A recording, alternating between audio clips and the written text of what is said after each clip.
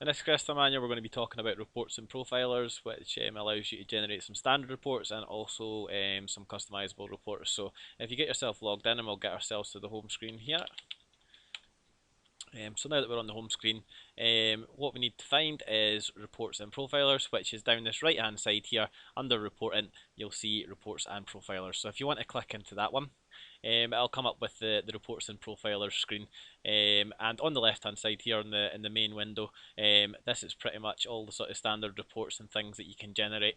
And on the right hand side, underneath profilers, you'll see some sections here that you can go into and actually customize some reports. So we'll go into that in a minute, but what we'll do is we'll just touch on some of the standard reports at the minute. So under the first heading, you'll see there is supported people reports.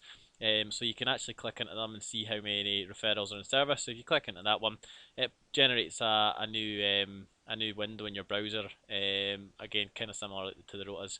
So if you wanted to come out of it, there's not a home button. You just need to cross the browser. But as you can see, it's generated a standard sort of report here with some default settings. You can actually change these settings at the top, so you can change the start date. It brings up a calendar. You just select the date and an end date. So if you're looking for a report just between a certain period, you can do that. And again, there as well, you can select the services that it relates to. So if you just wanted to do one for Glasgow services, there you can just tick Glasgow services, and it gives you some options for scales in the graphs, which you can't see at the minute.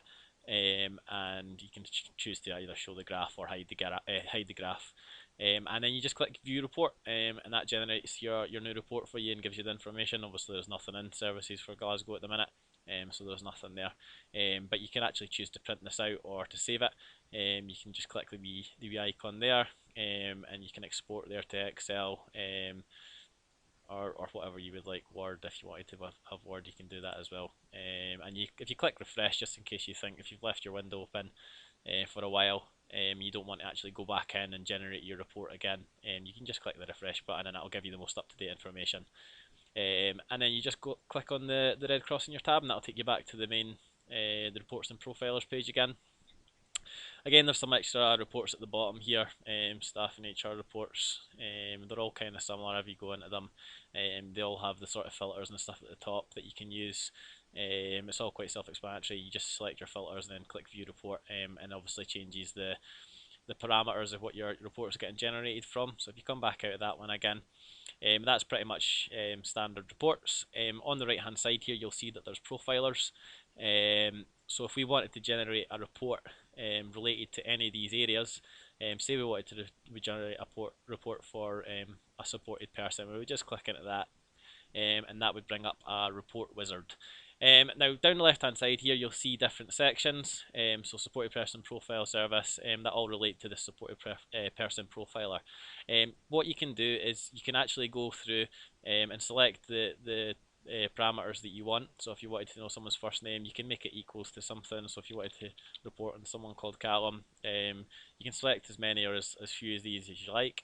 And you can either click the next button here, or you can choose to go to a section on the left without sort of going through all of them. So if I know that I wanted to then go through and put a parameter on client groups, but I didn't want to do anything on support planner or anything like that, I could just click client groups, or I could click next and go through the wizard and let the wizard help me. But I'm just going to go straight to client groups, and then I'll select the client groups there. So somebody with autism, say, we could just keep that like that. If you wanted to save the report, so the next time you want to go in and generate the same report, you don't have to go through and mess about with all the filters again. You can click the save button and you can call it whatever you wanted to, and we'll just call this one report 1, and we can click OK. And that'll actually have saved those parameters for you. So the next time that you come in, you think, oh, I'm going to want to run that report again, you click the load button, and in the drop down menu you'll see there that has report 1 again, and you just click OK. That loads the report. Now if you wanted to actually, when you want to actually see the report, there's a couple of options. You can click view data, and you can click export supported person details, export support plan details, or create mail shot, or you can click export data there as well, which gives you the same sort of options, and then it just creates a CSV file for you down the bottom there, which you can open up.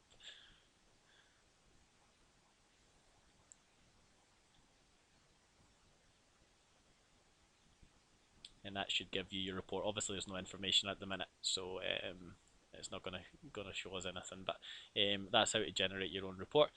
Once you're finished here, you can just click back on the home page if you wanted to go home, or you can click back on Reporting Profilers, and that'll take you back to the Reporting Profilers page.